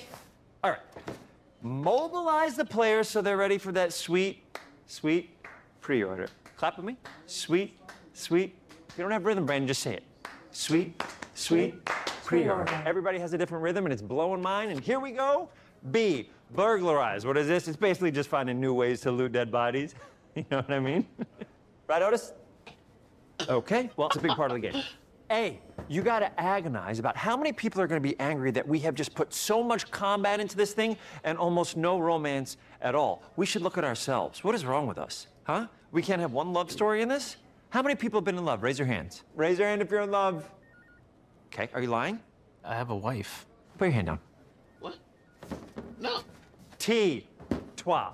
In French, that means two. Sequel. I think that means 3. You're getting ahead of yourself. Come on, Claire. We're on 2. And how do we end it? Anything is possible. And we've established that we're the best there is, and there's no sequel better than us. And if I could just say one more thing, thank you very much. I know I've kind of changed the world of video games today. For The Outer Worlds 2, we wanted to improve gunplay in every way.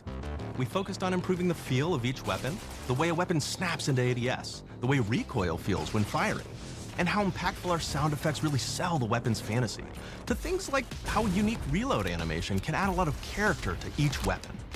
We've increased the variety of weapons by including new weapon types, but also through a host of fun and unique weaponry.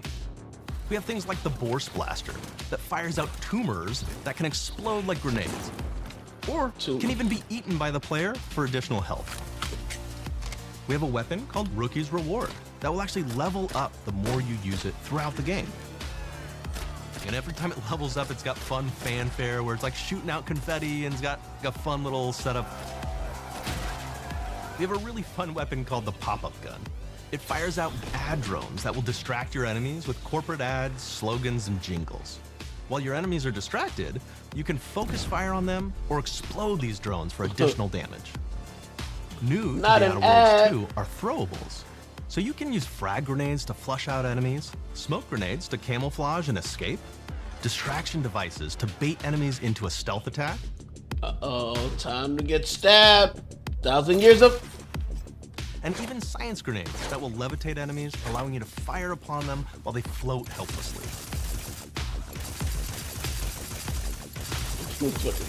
And of course, science weapons are back.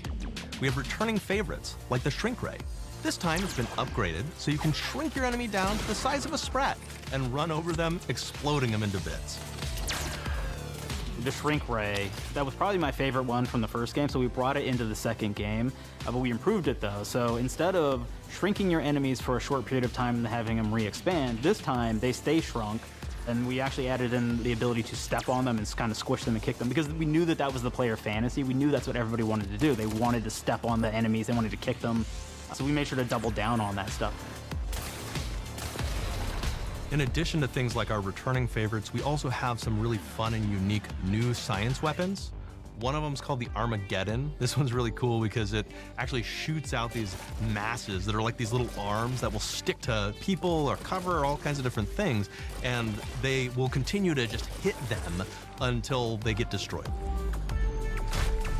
And we have another one that's just super cool called the Spectrum Dance Saber.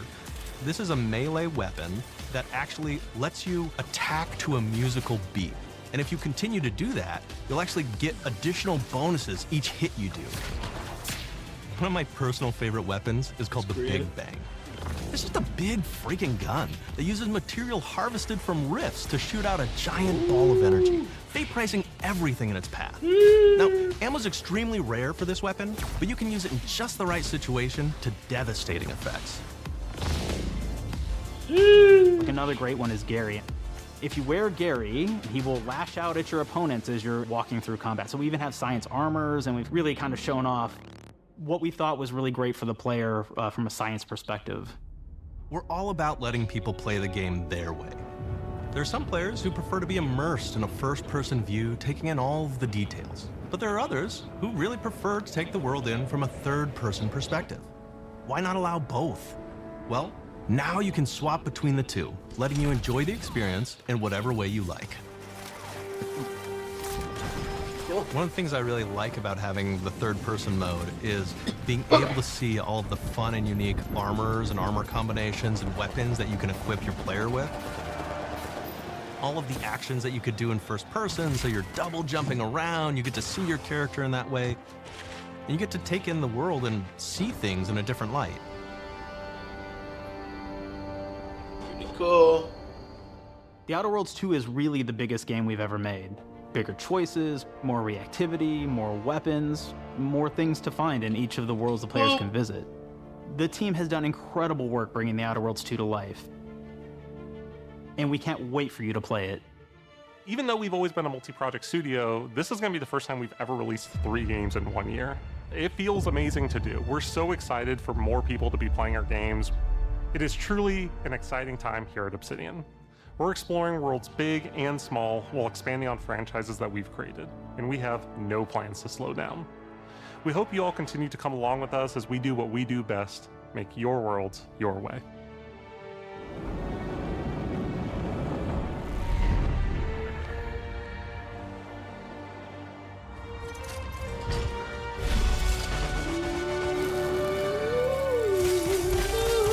All right, let's see some Grounded 2 stuff.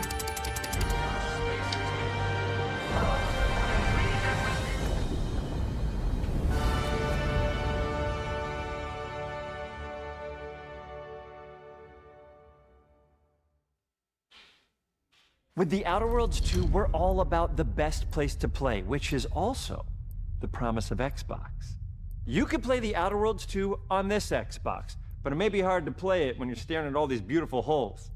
Let's cut that. You can play The Outer Worlds 2 on this Xbox. Oh yeah, now that's Microsoft. Or you can take a phone call on this Xbox, then play The Outer Worlds 2 right after. Excuse me, I'm getting a call. Hello? What am I doing? I'm playing The Outer Worlds. Hello? Yeah, this is Mark. I didn't know I had jury duty today. You could play The Outer Worlds 2 on this Xbox, but it takes 2 people to lug around safely. We're gonna go up to my apartment, okay? And this is an Xbox you actually wear that also plays The Outer Worlds 2. What do you think, Claire? This is amazing. Are you playing? I think so. Fantastic. So now this is actually not an Xbox, so you cannot play The Outer Worlds 2 on it. Can't play anything on this. I guess Bread. You ever play Bread where you take it out of one slot, put it in the other? I don't have friends. If you pre-order the premium edition now, you'll get early access, which is like a prequel to the sequel, or has launched the sequel to the pre-order, or like, why are any of us alive at any time? It doesn't matter. Either way, my job here is done. It's time for the Grounded 2 portion of the Direct, which is sort of like the sequel to the Outer Worlds 2 portion of the Direct, which I absolutely just hit a home run with. You know, it's really nice to see my influence go on to other games. Take it away, team.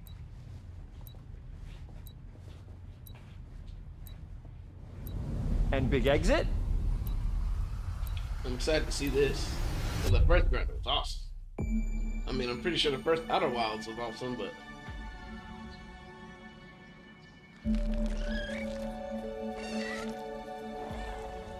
We're so proud of Grounded. What started as a small passion project to make a quirky game where you're shrunk down to the size of an ant, trying to survive in a backyard, grew into something way bigger than we ever imagined. Over 25 million of you jumped in, explored, built, crafted, and fought off giant bugs together. Y'all helped make the entire experience very special to us. The team's been cooking up a ton for Grounded 2, and we're so excited to talk about it. I had to grease some palms to steal a bit of time from the Direct to give you a deeper look. There were so many possibilities and ideas that didn't make it into the first game, so with the sequel, we have the chance to dream bigger. To achieve those dreams, we partnered with the amazing folks at Eidos Montreal. Together, we're taking Grounded from the backyard to an even larger world, the Brook Hollow Community Park. When we started working on Grounded 2, we knew that we wanted to make a bigger world. Fortunately for us, Eidos Montreal became our main partner on developing Grounded 2. They have a lot of similarities to the sorts of things that are important to us at Obsidian. They tend to make very narratively strong games. They make games with really deep characters and great character progression. They make games with great gameplay. Everyone at Eidos Montreal is thrilled and honored to be working with Obsidian Entertainment. Our 2 studios share a lot of DNA. The same things that are important to Obsidian Entertainment are important to us. Choice and consequences, player communities, and doing justice to great IPs and great franchises. The fact that we're the first partners that they're working with to make a sequel to their franchise feels like we're an important part of their history. The events of Grounded 2 take place 2 years after the first game. The same 4 teenagers are returning. So there's Max, Hoops, Willow, and Pete. They're a couple years older, which It means they've gone through a bit more high school, a bit more mature. It's 1992. The world's a little bit different, but we're still in that fun, nostalgic era of the early 1990s. Right. In Grounded 2, we're moving the action out of the backyard and into the Brook Hollow Community Park. Not only is it bigger, it allows us to tell a lot more stories and expand the world of Grounded by exploring what the community of Brook Hollow has been up to and what they've been through. The park overall is about 3 times the size of the backyard. Wow. And our initial starting area is actually the same size as the entire backyard from the first Grounded. The reason we wanted to move into a park wasn't just to create a bigger world, but was to give us the opportunity to explore the community of Brook Hollow and what secrets have they been hiding. What we love and what we're excited about in terms of the park is the opportunity to create environments and landmarks that are mundane at normal size, but are colossal wonders when you're the size of an ant. Everything from a giant trash can to a community picnic table or a snack bar. All of these areas come to life in a brand new way. Part of the fun in Grounded 2 is that the park was evacuated really quickly right before our teens were shrunk. And that means that the park has been sort of turned upside down and is in a topsy-turvy state. And that leads to really fun environmental storytelling, but it also leads into the creation of amazing biomes for our characters to explore. One of my favorite examples of this is the ice cream cart. In all of the commotion, the ice cream vendor's cart has been knocked over and its contents have spilled out into the ground. And what this means for our young adventurers is that they'll be able to explore this frozen cave of interesting challenges and colorful Lovecraftian horror. We have one anthill that's actually somebody decided to bury a bunch of toxic stuff in the park. And so there's all these toxic chemicals underground. The environment looks very cool and very spooky with all of these sort of chemical pools. Ants. And of course, nothing can live down there except for one type of insect, the cockroach. We are oftentimes reinventing environments, and in future updates, you're gonna see a ton of new stuff. You do a lot of fighting against insects of all shapes and sizes. We didn't just want it to look better, we also knew we wanted to add a new layer of strategy. The changes that we've made aren't limited to tuning animations or adjusting attack or defense numbers or making characters or insects move faster or slower. But we did all that too, but there's also an entire sort of rock, paper, scissors strategy involving light attacks, heavy attacks, and blocking. We've also added dashing as a new way to both get out of danger quickly or jump in for a quick attack. 3-piece. And almost all the insects in the game will have these abilities now too. Sort of like a chess match, but one that's super frenetic, looks super cool, and is ultimately just a ton of fun. We're leaning into clear play styles for tanky warriors, low defense, high damage rogues, effect-wielding mages, and ranged hunters. In the first Grounded, we had mutations, and there were weapons and armors that favored different playstyles. In Grounded 2, not only will there be passive mutations, but there will also be active mutations. And a lot of those mutations support these archetypes. My favorite way to play pretty much any game is chasing after those game-breaking builds. And that's why I'm so excited for what we're doing with archetypes in Grounded 2. I'm all in on the rogue. Now, you can even dual-wield daggers. I've been dialing in this glass cannon build that stacks ambush, assassin, and cardiofan mutations with the wolfbane daggers and the wolf spider armor. It lets me open up combat with massive backstab damage that also inflicts venom. Then, I can use the extra stamina to reposition and try to dodge, rinse, and repeat. It's high risk, high reward, and absolute chaos in all the best way. I'm looking forward to seeing what wild combos the community comes up with and what they inevitably break once they get their hands on the archetype system. It's going to be awesome watching it evolve with player feedback and watching us try to keep up with all of your game-breaking builds. One of the great things about Grounded is the variety of players it attracts. from builders to crafters and everything in between. If you've ever watched me on Casually Grounded livestream, you'd know that I'm neither. I am a murderer of insects. Personally, I prefer the term harvester. I love going out, hitting things, and bringing the materials like insect body parts back to my friends to use. This way, we keep progressing and playing together. We're also trying to make sure that armor and equipment are easily understood by the player, especially when they're playing co-op with their friends. It was really, really important for us to deliver on all of that for the bigger space and experience, because that was the only way we could truly support the feature the community has been asking for since the very first Grounded release. Ride the boats? Yeah.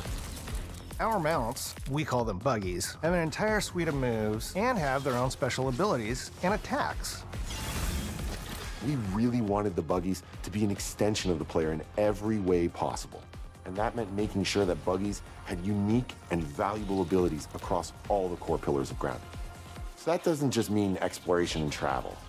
That has gameplay implications for combat, crafting, and building as well. Just like how we wanted to expand on player playstyles throughout the game, we're going to make sure that every buggy that we add has its own personality.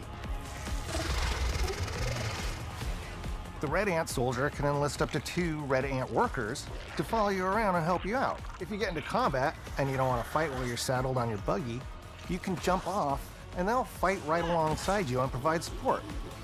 The Orb Weaver buggies are a little less useful when it comes to general utility, like building a base or harvesting, but they're awesome when it comes to combat. Sure, their defenses aren't super strong, but they're heavy hitters. They're also super fast, and they have some great special abilities, like a Scream that allows them to stun lesser-powered insects, and the ability to shoot webs and entangle other creatures. So the Orb Weavers won't be your base-building buggy. You should use the Red Ant Soldier for that. But they're super fun for exploration and combat. Red Ant Soldiers and Orb Weaver Spiders will be available at game preview launch. There will be others in the future, but those are the 2 we're starting with. The connection that our Grounded community has with us is something we want to keep forging with the sequel as we make an even bigger game than the original. Pretty much from day one, we knew we wanted to return to game preview for Grounded 2. Sure, it comes with some trade-offs, like the game's not done and it's out to the world, but there's so much value in building it alongside the community. Buggies change how you traverse and navigate the park. What we're doing with Grounded 2 is we're actually keeping zip lines held back so we can see how players engage with buggies, and then we can tweak zip lines to bring them back over time to really complement that buggy experience and make exploring the park far more fun. That kind of feedback loop helped shape the original Grounded, and we wanted to shape the design for Brook Hollow Park, archetypes, buggies, all of it. We also learned a lot from that first time around. One thing that stood out immediately, players blaze through our content, especially the story. That makes sense. Story, characters, world building, that's kind of Obsidian's thing. It's the flavor we bring to the survival genre. So this time, we're starting with a much bigger baseline. There's been an explosion at Brook Hollow Park. Chaos descended on a ceremony commemorating the 2-year anniversary of when 4 teenagers were miniaturized against their will. One of our favorite parts of the first game was watching the community uncover clues and spin up theories. This time around, we're leaning even more into that, and we'll be keeping a close eye on what our players discover and how they interpret it. Because you never know what might inspire us as development moves forward. We really started to hit our groove at the end of Grounded 1.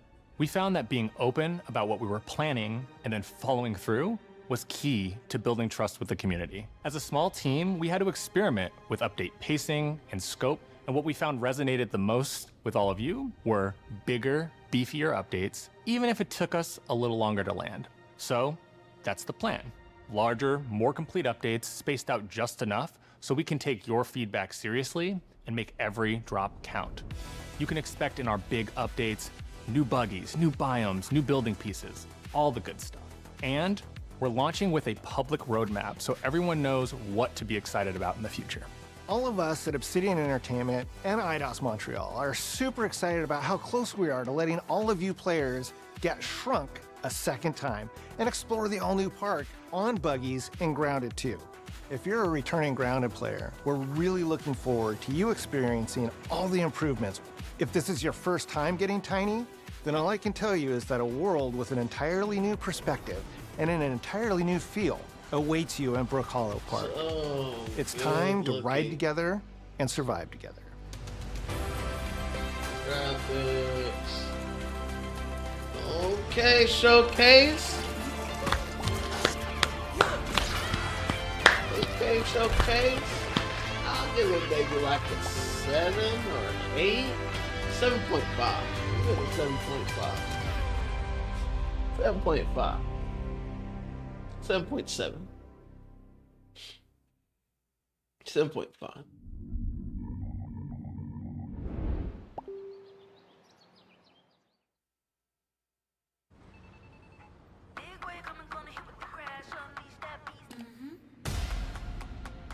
But Mudong looks good. Tony Hawk demo out now. Black Ops 7. Got some new stuff. Ninja Gaiden 4. Indiana Jones DLC. Okay, Grounded 2. That looks like an interesting game. That looked interesting. That looked interesting. Sea of Thieves DLC. Gears of War. That looked great. I'm in. Fighting game. Aphelion. That game was good. I already beat that one. Here's to play. The 2 games they showed, I already beat. And when we need their help, played this game, it's pretty cool. a hero. Super Meat Boy. I'm very excited for this Ninja Gaiden. Follow me.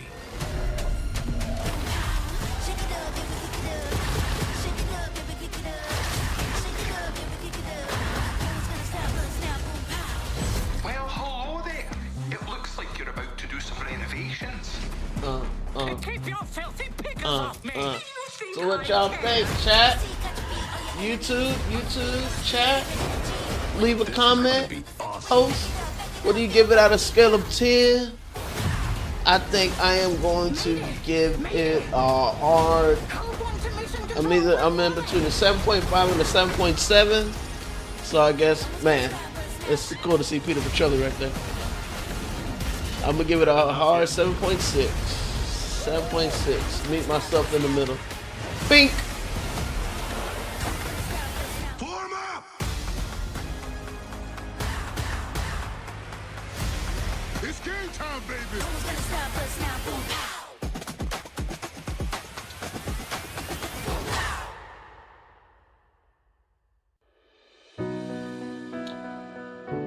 7.6. Good job, Xbox. It was better than the PlayStation. The PlayStation 1, I gave a 4. No, wait, what did I think I gave the PlayStation 1 like a 4. But my opinion for the PlayStation 1 was super biased because they showed something for Ghost of Tsushima. It was like 30 seconds and then they cut it off. So I was like, okay, they're playing with me. But as always, thank you so much, chat. Thank you so much, YouTube, for being here, for reacting with me. Like, comment, and subscribe to see more videos like this and to watch more reactions between me and your boy. We'll catch y'all in the next one. Thanks.